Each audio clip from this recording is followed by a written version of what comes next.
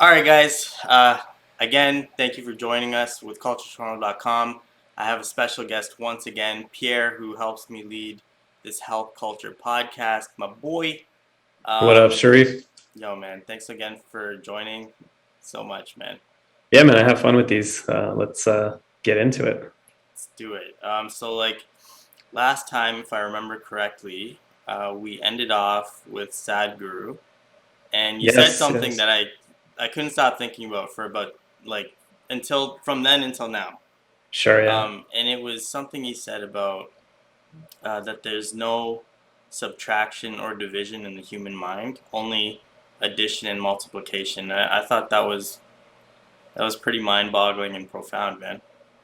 Yeah, I'm glad that you caught that because I think it's a very kind of significant and core kind of principle when you think about it, that you can't just focus on removing things from your mind. And I think this is one of the core problems that people have when they have anxiety or depression or these different emotions is they're stuck thinking these negative thoughts, and people tell them, well, you shouldn't think those negative thoughts, but then they have they have an impossible time trying to get rid of them, right? And this is exactly what Sadhguru talks about, where he basically says that you cannot remove something from your mind, right? If there's something in your mind and you tell someone to stop thinking about it, they'll probably just think about it more. So yeah, there's a little video that he made about this, basically talking about the idea of negative thinking and how to deal with negative thinking. So hopefully we can jump into that video and we'll talk it through and talk about who Sadhguru is. I mean, he's a yoga mystic, so he's an actual yogi, so a true guru, Mm-hmm. who is well known, in the world. He's basically guiding people out of all kinds of health issues and depression, and keeping people in a good, happy, healthy state. And he's just basically a leader who's kind of like a light in the world.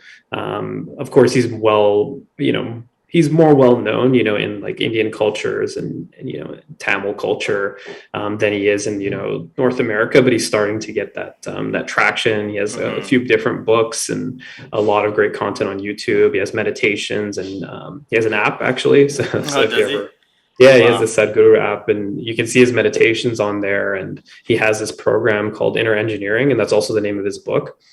And in that program, it basically teaches you how to live your existence without being weighed down by the expectations, and without being weighed down by your past or your worries and fear about the future. And there's just a whole bunch of different principles he teaches over like the course of like 7 different episodes, I guess, or sessions. Mm-hmm. And he combines them with meditation. So you do like one session, then you do a meditation, then you do another session, you do a meditation. And he wants you to spend like that session, it's like a 90-minute session, like really just like focused on the content, not distracted by a bunch of different things, just like really focusing on the work. And just like understanding, it's kind of like meaning of life type of discussions, right? Just really understanding why we're here, what's the goal of our existence, how do we live a happy life. I think that's the core question he's trying to answer. Yeah, and you know what? I forgot to do updates. It's a little related though because I felt like Culture Toronto can possibly do more for people than just providing information. So I don't know if you saw, but we launched a mentorship program, and Cool. the whole idea is to basically, I know we're giving it all everything we know we're gonna give for free, but I think that for some people they need to like be talked to one on one, and have the stuff tailored to them as best as we can. So that's kind of like the spirit of the mentorship program that we're starting, and I actually found one video that I wanted to look at before we jump into Sadhguru because I want to keep you guessing too a little bit, Okay, and sure. um, and it's basically actually no. Let's just jump in. Let's just do it. Hang on.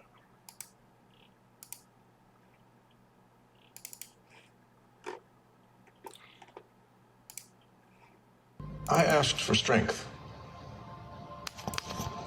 and God gave me difficulties to make me strong. I asked for wisdom, and God gave me problems to solve. I asked for courage. And God gave me dangers to overcome. I asked for love. And God gave me troubled people to help. My prayers were answered. There are no… That's it. But before we jump into Sadhguru, I think that that's an important point to make, because I think that we're touching upon manifestation and prayer, and kind of like the fact that what you are thinking about kind of tends to multiply. Sure. So if you ponder on an infinite creator, God, the universe, all that, that's just giving you an abundant mindset, because he is infinite and endless, right? Regardless of faith, regardless of all that. And so now we're gonna, I guess, think about Sadhguru is gonna tell us like more about how the things we hold in our mind change, I guess, and manifest. So Sure. let's do it, man. subtractions and divisions in our mind. There are no subtractions and divisions in our mind. There is only addition and multiplication. I will just remove negative thoughts and I will have positive thoughts. All the best, it's not going to work. It's just that you need to pay little attention as to how it functions. You will see there is a distinction between what is you and what you have gathered.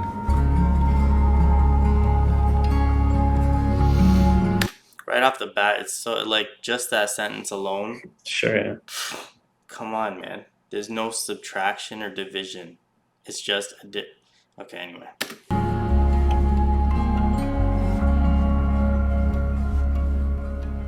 Well, see the way the question is asked and also the way normally it's addressed is, people think there is something called as negative thought and positive thought.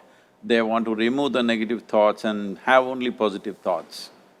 For such people, I would ask them to just experiment for 10-15 seconds. Let them forcefully remove one thought from their mind. For example, next 10 seconds,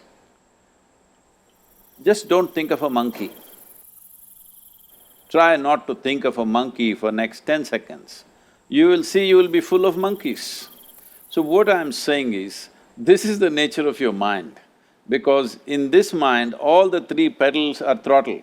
There is no brake, there is no clutch. Whatever you touch, it will only go faster. In this kind of mind, people have been taught from moral teachers and religious teachers, do not think about bad things. Well, since then it's been a full-time job. So there is no way you can handle the mind like this. This doesn't need any great enlightenment. If you spend 2 minutes with your eyes closed, you will realize you cannot do anything forcefully with this mind. So, I want to remove negative thoughts. Do not ever go in this direction, because what you want to remove will become your quality. Always you will be on it. So what should I do? The thing is this, without understanding the fundamental mechanism of this mind, because our mind, human mind, is the most sophisticated computer on the planet. Even all the supercomputers have come out of this. When this is the case, is it not important that we understand the mechanics of how it functions? One simplistic aspect of how it functions is, there are no subtractions and divisions in our mind. There is only addition and multiplication. If you try to do something with it, it will say one more. If you try hard, it will multiply into many more. In this mind, you don't try to identify what is positive, what is negative and try to remove it. First of all, one needs to understand, this mind of yours, this body of yours is supposed to serve you. The life that you are is important. Body and mind are vehicles that must serve us. If you sit in a vehicle, it must go where you want to go.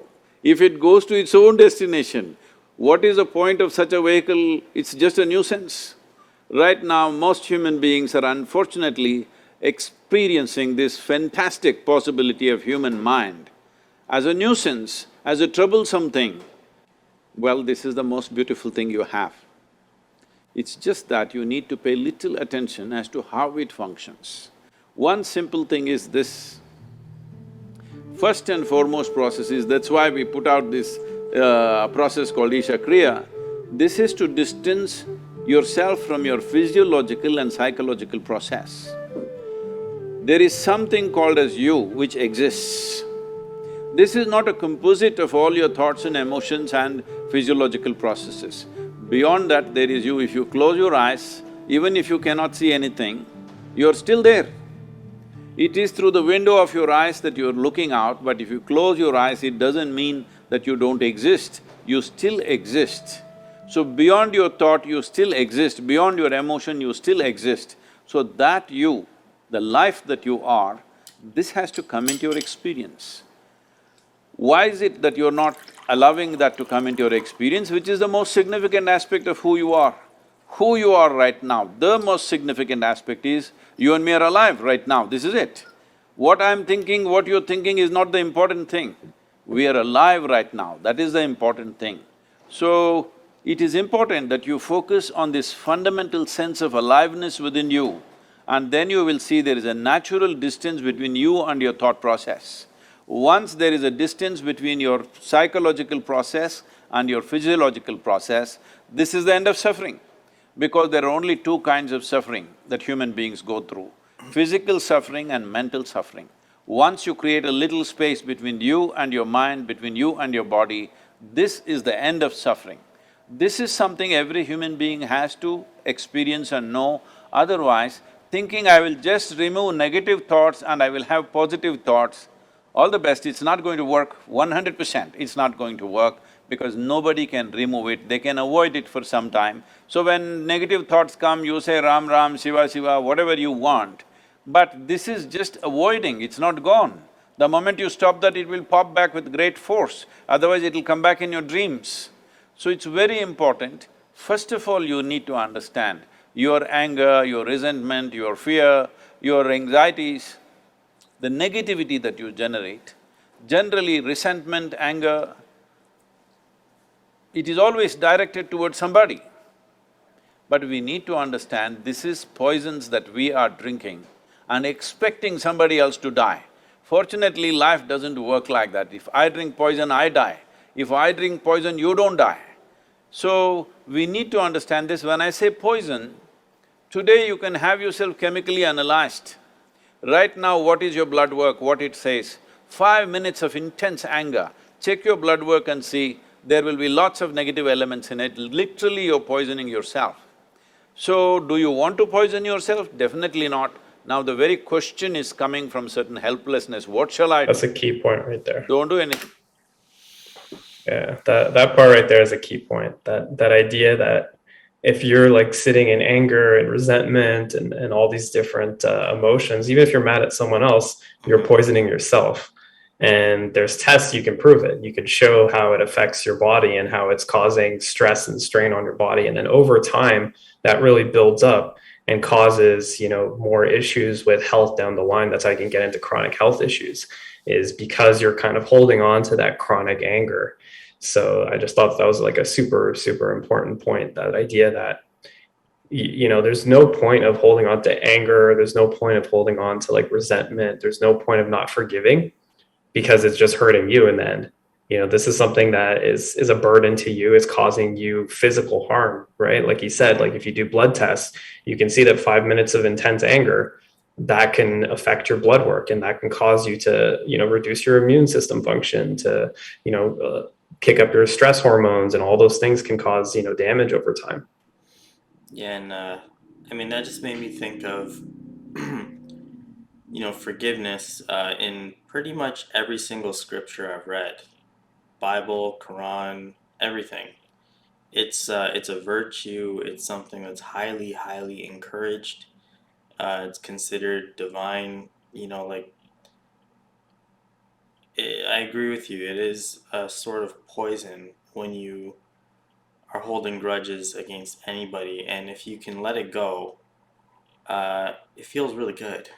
because it's almost like it hurts to hold that grudge, you know. It actually physically hurts a little bit to hold on to it, and that makes perfect sense to me. Yeah, let's finish up the clip. There's only a minute left. Cool. Thing. Just sit back and just concern yourself with something which is a life process. Maybe your heartbeat, maybe your breath, maybe just a sensation of being alive. Depending upon how sensitive or how perceptive you are, accordingly, find something.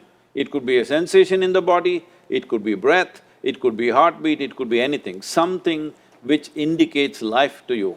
Just pay attention to that for some time. Slowly you will see there is a distinction between what is you and what you have gathered, which includes both your physiological and psychological possibility or mess, whatever you made out of it.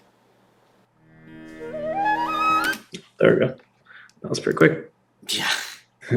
You're right at the end. Yeah. Damn, man. I'm still thinking about the math, because like, I was just thinking back to actual literally math.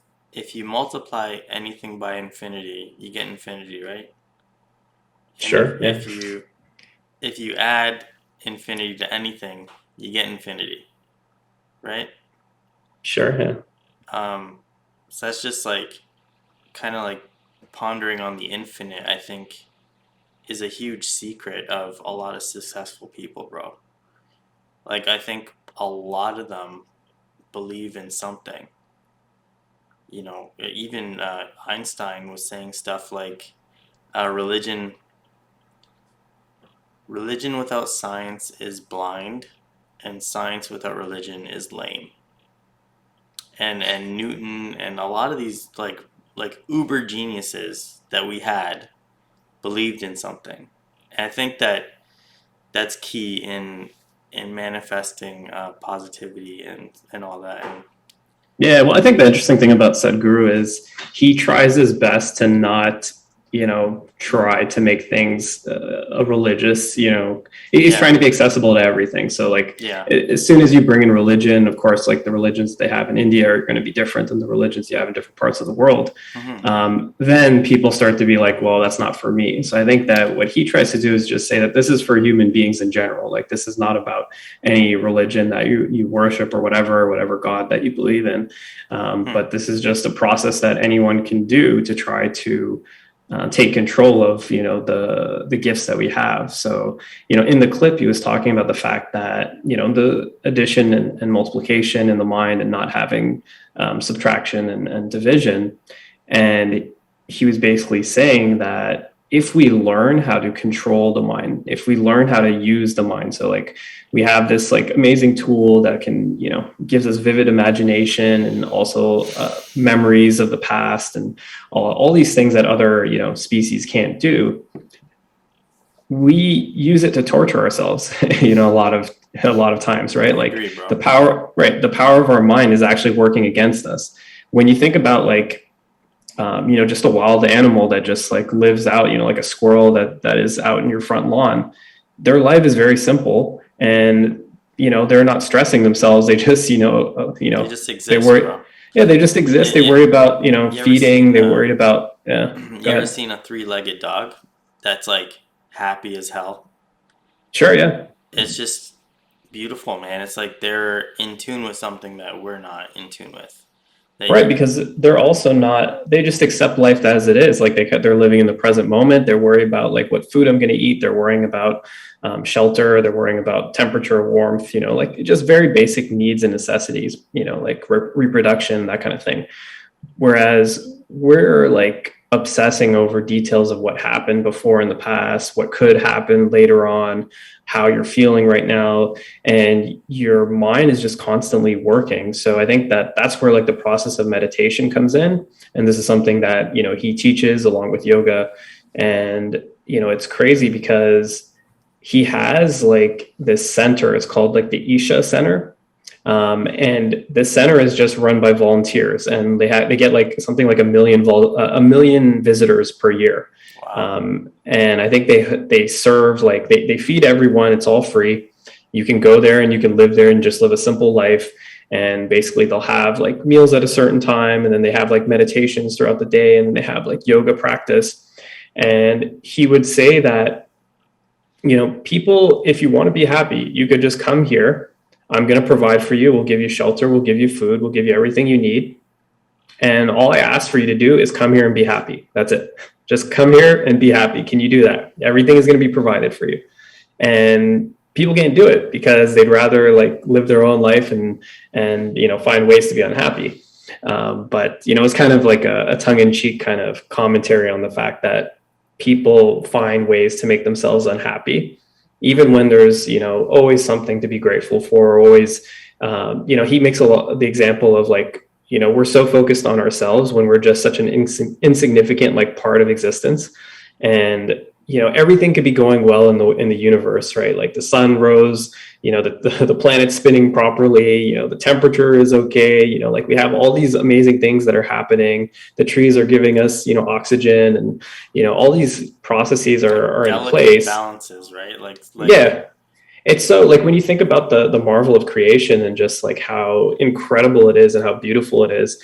And then you think about like me as an individual person, among 7 billion on the planet, and you're concerned about like very like when you think about it, in perspective, you realize that my small problems are, it's pretty minor compared to like, what's going on. And if you can be grateful and appreciative of everything that's going on, then you stop being so focused on your own issues. But I mean, the main thing that he teaches to like get past this, like how to deal with negative thoughts, like is he talked about like creating a distance between your mind, your body, and you. And this is what meditation is about, basically. Is meditation is, can you sit, can you close your eyes, and can you not think, not like let your mind go wild? And most people can't do it. That's why people say it's hard for me to meditate, because you sit down and then your mind is racing, you're thinking a million thoughts, and then you're focused on negative thoughts maybe, or just maybe you're mad at someone, and then that it goes back to that, or you feel guilt, or you feel shame about something, and then your mind just like gravitates to those emotions. And Sadhguru likes to say that when he closes his eyes, the whole universe goes away and everything is gone, right? Whereas when most of us close our eyes, we get all our thoughts, right? So the mind is like racing. And then I think he calls it the monkey mind. So it's this idea that you have this mind that's just like always, doing something. So you have this monkey mind as soon as you close your eyes. But if you can learn how to, focus on something, focus on your breath, focus on your heartbeat, focus on, existence, just the sensation of your skin, the sensation of air. If you can focus on that and not focus on and not let your mind, wander, if you can just come back to that present moment and just kind of be, that's kind of what meditation is. And the idea is that when you can do that, then you're no longer so tied to, okay, how does my body feel? How am I feeling emotionally? And you learn tools to kind of distance yourself from that. So you're no longer worrying about how do I remove this negative thought. You're just teaching yourself, how can I be still? How can I be still and just experience this moment without, worrying about my thoughts or judging my thoughts? And, if a thought comes, you let it pass and you just get back to, whatever the thing that's grounding you is, whether it's your breath, whether it's, something else that you're focused on. I got a couple things to say there. So, have you ever heard the story of the fisherman, the fisherman and the tourist? No. No? Okay, so it's a quick one. So there's a fisherman in a little boat, and he's like fishing, living the dream, right? Like he just collects just enough fish to eat, and then he goes home and he does his thing, and everything's happy. One day, a tourist comes, and he's on the boat with him, and he's like, you know what, man, you're really good at fishing. Maybe you get another boat, right? Then you got two people fishing, and then you get twice as much fish. You sell it, twice as much money, and then you multiply even more and more and more. And then you have a fleet. Now you have like boats all around the world catching all the fish that are on the planet, and you're selling it, and you're just making crazy money. And now you live in a mansion, And, and then the guy's like, and then what? And then he's like, Sure. well, if you get real successful, you might be able to chill out on a little boat by yourself and fish just as much as you need and be happy. And, Sure. the moral was, you need to know what you need. And it's not you don't necessarily need to go somewhere else to be happy. You might just be happy right here. Yeah. Yeah. Yeah, for sure. It's basically that idea that you think that the next goal or whatever you're trying to attain is going to give you that happiness, and it keeps, like you said, you keep multiplying it. I need more boats. I need more boats. I have to like have a whole fleet now, because there's always going to be that next goal. So if you can't be happy at the beginning, then who's going to tell you that you're going to be happy at the end? And if you have to go through all that to be happy, then maybe you're following the wrong path. And I think that's something that Sadhguru always talks about, which is this idea that you should just be joyful. You shouldn't be living to find joyful experiences or living to find happy experiences to make yourself happy. Mm-hmm. You should just be by nature joyful at all times. Like that's how you should wake up, and that's one of like the characteristics of Sadhguru, is that he's like a kid. He's just always happy. Just joyful and just enjoying life. And it doesn't matter what people say about him, or like if anything negative happens, that he can just be joyful in the midst of stress or whatever, and he doesn't make stress part of his life. And this is kind of the teachings that he tries to teach people who are following him. And it's actually, so I've done like the Isha Kriya. So he talks about it in the video. It's a 15-minute or 12-minute meditation. So it's pretty simple. It's kind of just like you have this phrase that you repeat.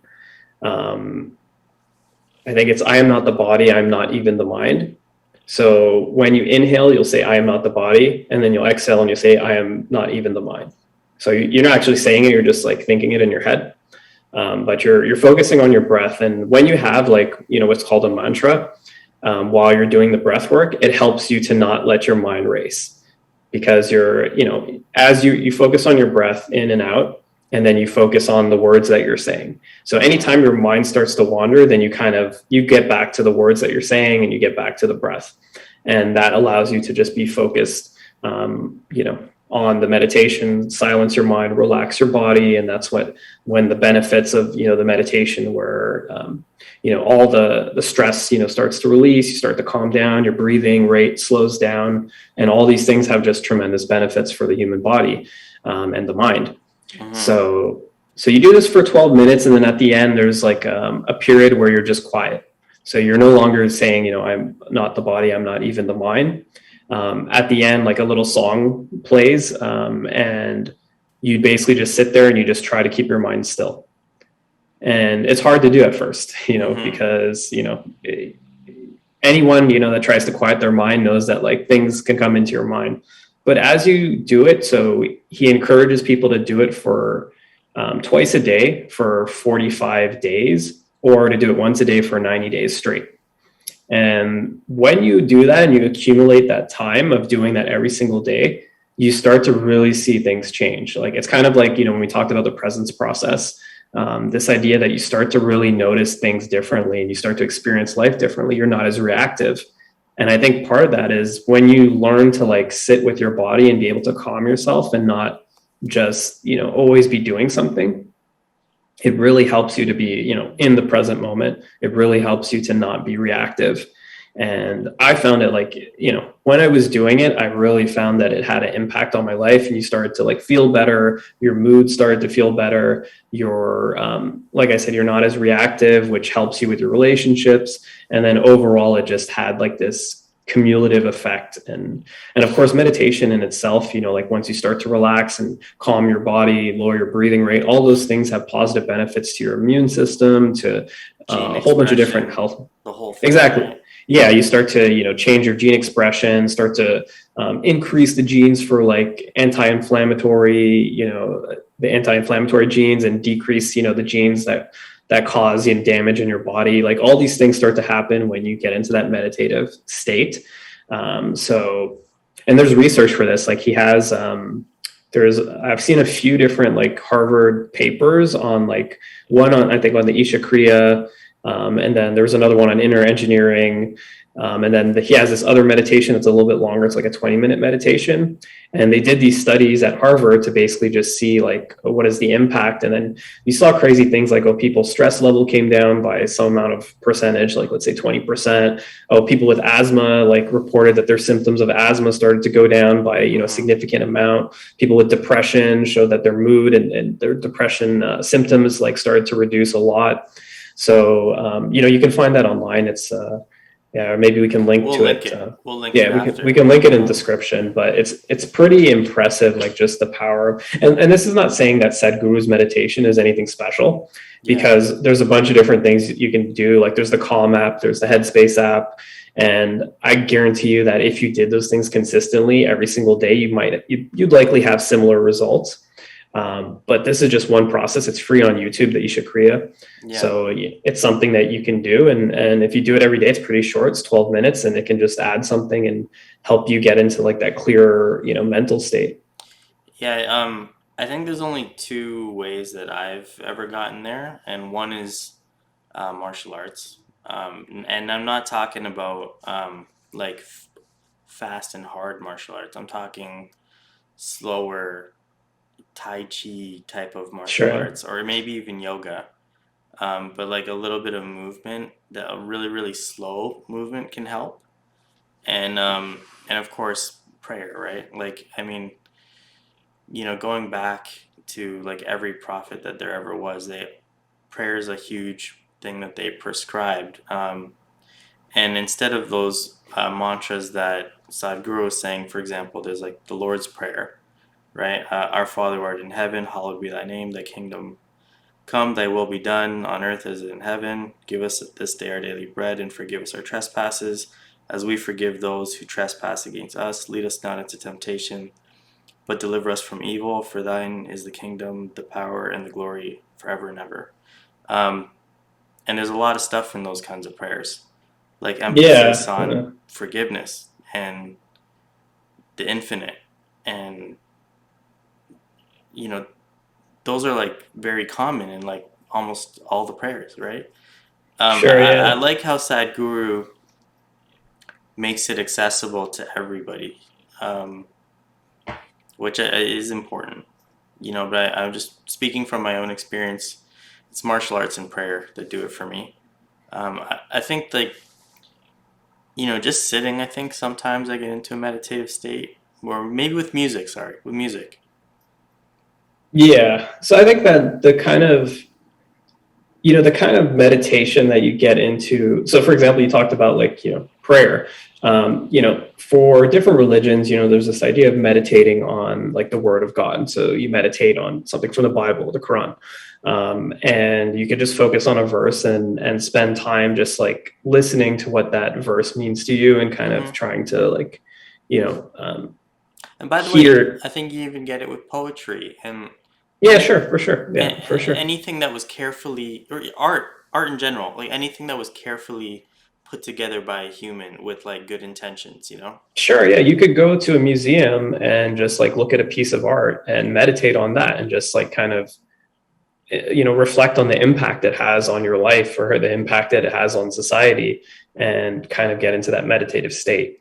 And these are all kind of, ways to study other things. But I think it's a little bit different than, what Sadhguru is talking about, which is kind of the opposite of, focusing on one thing and trying to make that thing be the focus. It's like trying to focus on nothing, right? Exactly. It's kind of hard. It's way harder. So, and that's why he says like ground yourself with something that's tangible, like your breath, something like, even I think, he's talked about like, you could be just like outside and, seeing like raindrops, you can just focus on the raindrops, falling, or like if you see a stream and you see the water flowing, just focus on that stream of water.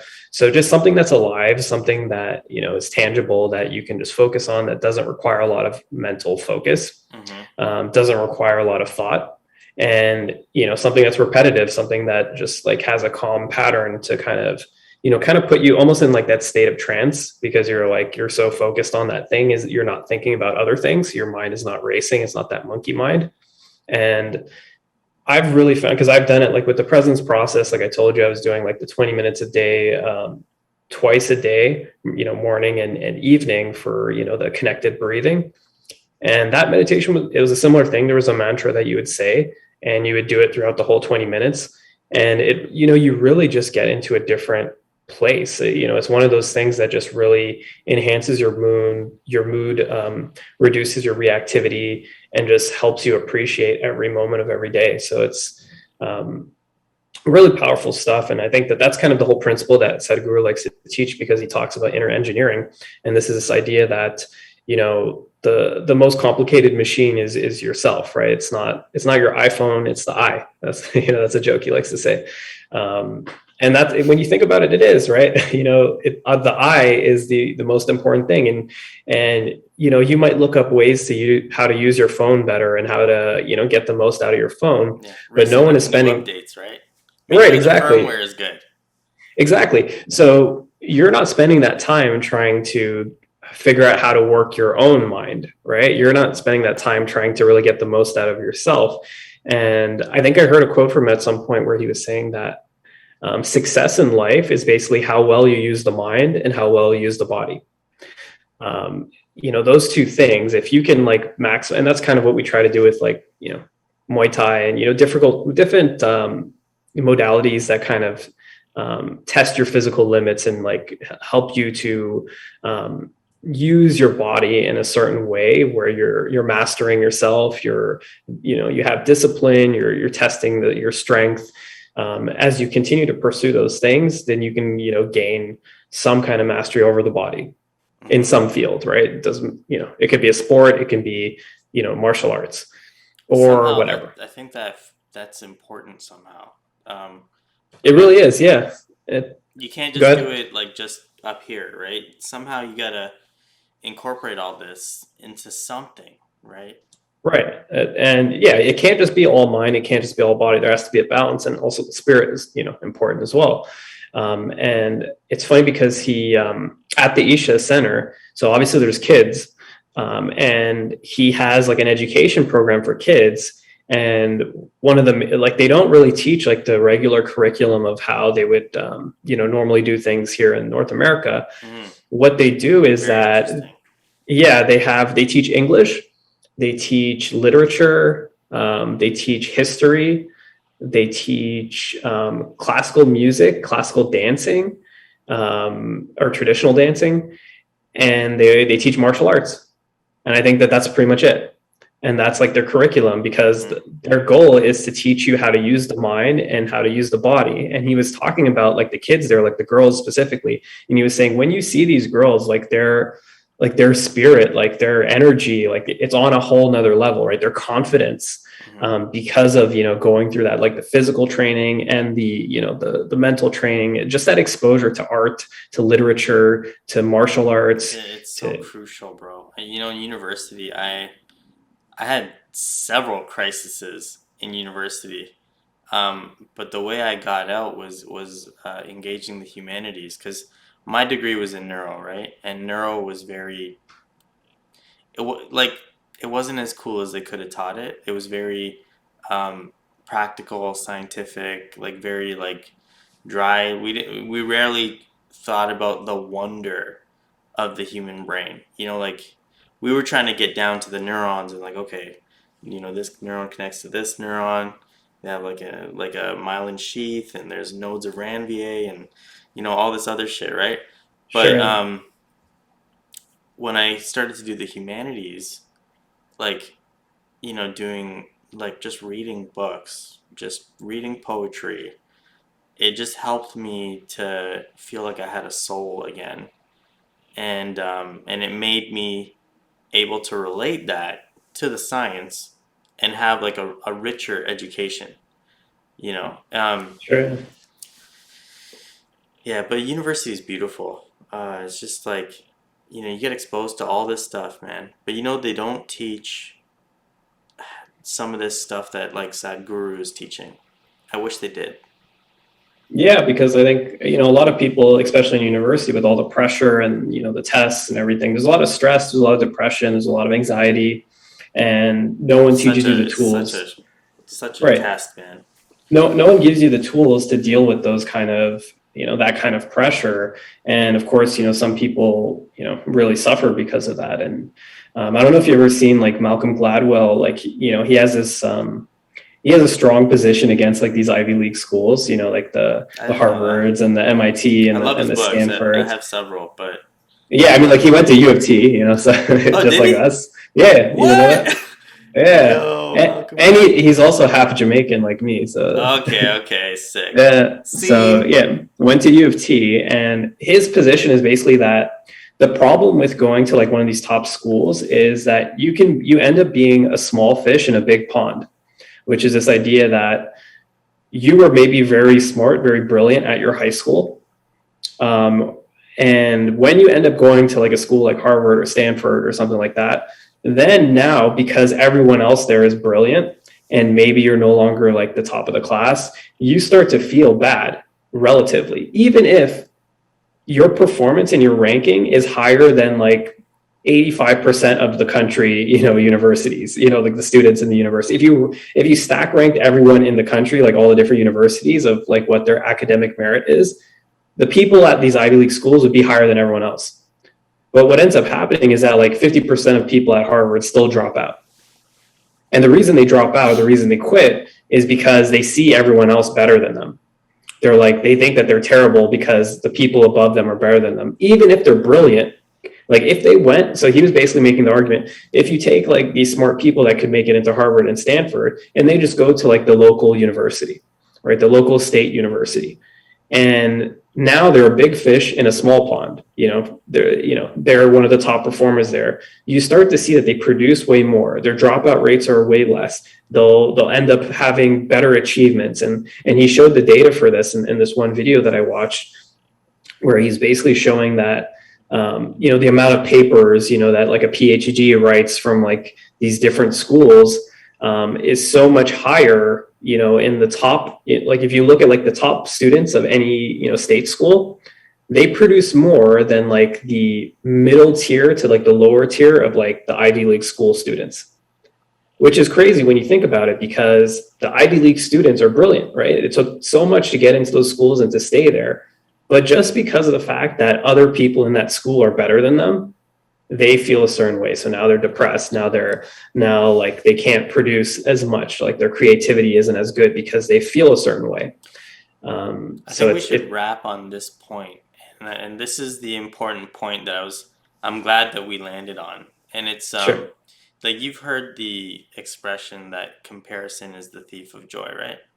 Yeah, an expectation. Yeah, expectation and comparison. Expectation and comparison. And I think like a lot of depression, anxiety, and failure, or so, let's say self-sabotage in general, comes from these two things. These two things: jealousy,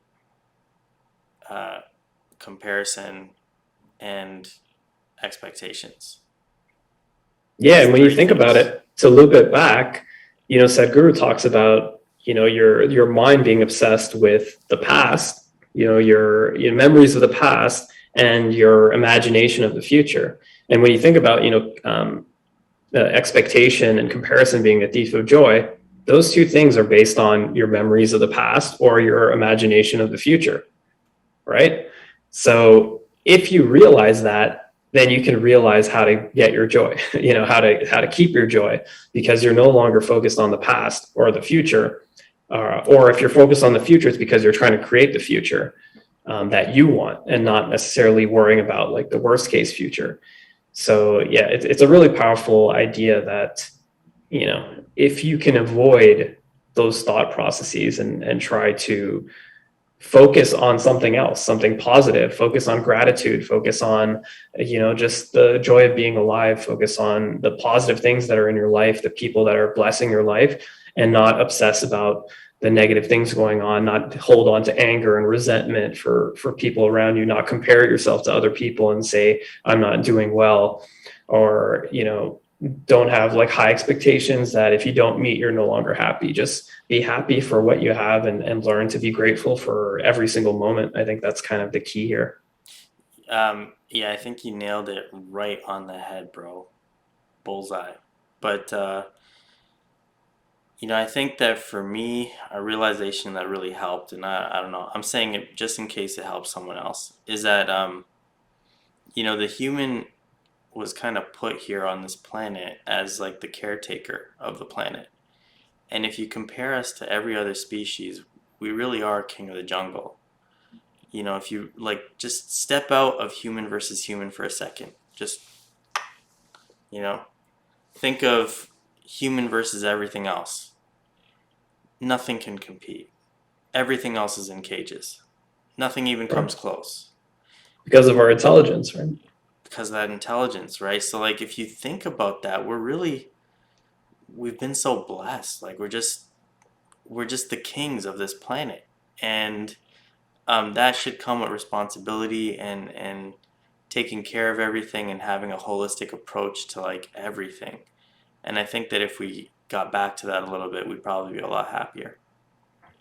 Yeah, and like one of the interesting things is that Sadhguru talks about this, which is that if you take a person, an intelligent person who's like successful in life and has a lot of expectations for themselves and wants to be a perfectionist and do really well in their career, and let's say you like cut their intelligence in half, and now they're not as intelligent. Do you think that they'd be happier or less happy? Personally, I do not like the opinion that sadness is correlated with genius. I think that's bullshit.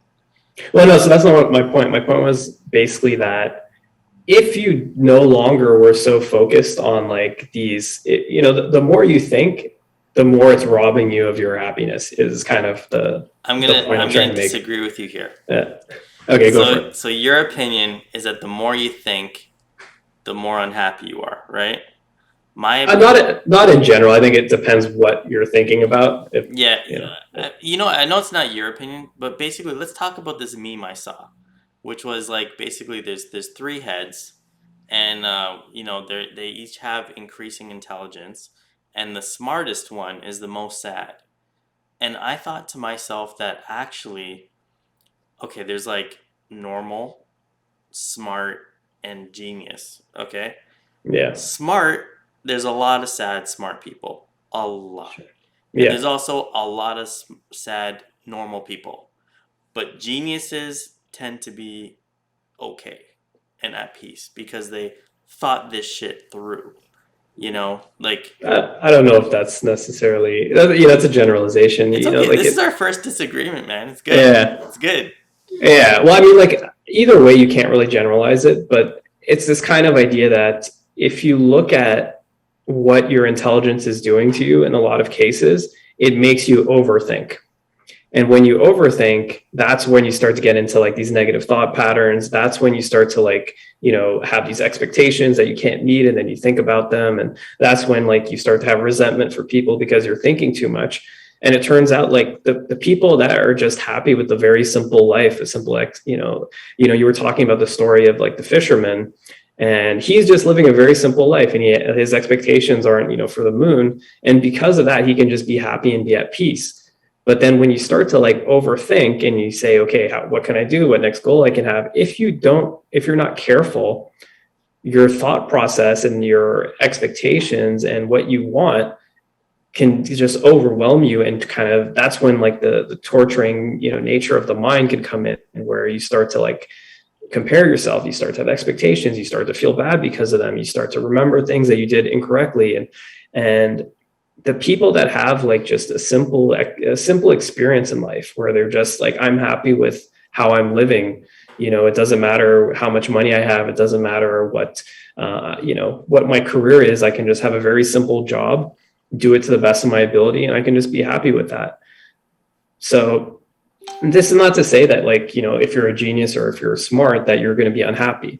but it's just that it's a pattern that we can get into. It's like an anti-pattern where, because our mind is working so much, and because we can, have high standards for ourselves, and because we want to be a perfectionist, that those things can work against you. So that's kind of like the gotcha that you have to look out for. I can agree with that.